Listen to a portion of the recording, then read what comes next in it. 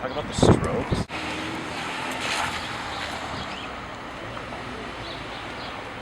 That was like one of those first bands that brought me from like not caring about music to like caring about music.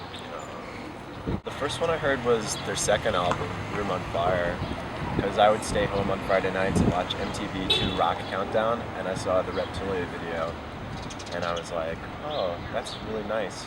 I like that. I like what's going on with that. And yeah, I got that album. And I was in love. I listened to the second one for a while, for like 6 months, and then I got the first one, and I was like, oh my god. That's what everyone in Spin magazine was talking about. I read a lot of Spin in my suburban high school years. I had a big stack of them. Then when I went to college, I cut them all up. It was like the classic. I made the douchiest collage. I was like, these are all my favorite bands, blah. All those bands from like 2004 where if you were in high school and you didn't have any like record store culture in your town, for a while, I think Whatever Happened might have been my favorite song. It was just very quotable, a lot of good like lines in that. That's the thing about that record. It's one of those records where it's like the first two Strokes records, you just, if you're singing along, it's so catchy and melodic and everything. Like, I haven't listened to them in a really long time, but I can probably remember like almost every word. And I want to be forgotten, and I don't want to be reminded. I was all angsty and was like, yeah, man, my life is serious. I'm 13. Because it was, we're going to be like a garage rock band, but we're going to be really, really melodic and strong melodies, and I'm going to be drunk, and then when they wanted to change their sound, they're like, we're going to be ambitious and get into a big studio. It didn't really work out. A lot of people didn't like that one. We could go and get 40s, fuck going to that party. Oh really, your folks are away now. Alright, let's go, you convince me. It's all about being like 21 in New York City. And he's such a good songwriter.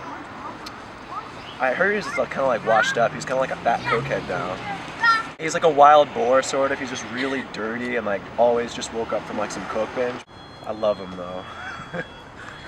Julian Casablancas, like top 5, top 10 New York City celebrities to catch. Great New York City celebrities like, Julian Casablancas, like James Murphy, like Woody Allen, they've got to be like, very particular to New York City, but he'd be up there. I think I always wanted to maybe make out to like Meet Me in the Bathroom. Well, I don't know, just really angsty teenage songs that you can definitely like, I don't know, finagle a way to make out with. Yeah. Talking a lot about Room on Fire, huh? Room is on fire as she's something in her hair. You are so boring. Maybe I don't know the rest of the words. It's been a while. It's been a really long while. You talk about people and what their favorite albums are, and most of the time it's like what they listen to in high school. And I kind of wish I listened to like more older stuff, but I was very much into those bands. I felt like I was the only kid in my high school that listened to the Strokes, but I wasn't.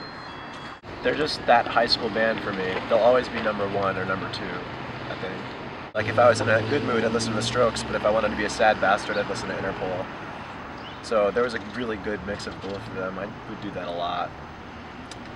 And then if I was like, listen to Yes. I feel like, what would I do with him on coke? It's more like what he would want to do, which would involve a lot of models and like sandwiches or something. Yeah, no, I wouldn't want to do that. I would want to get a beer with him like 10 years ago though. Too bad I was like 12. A little sweater.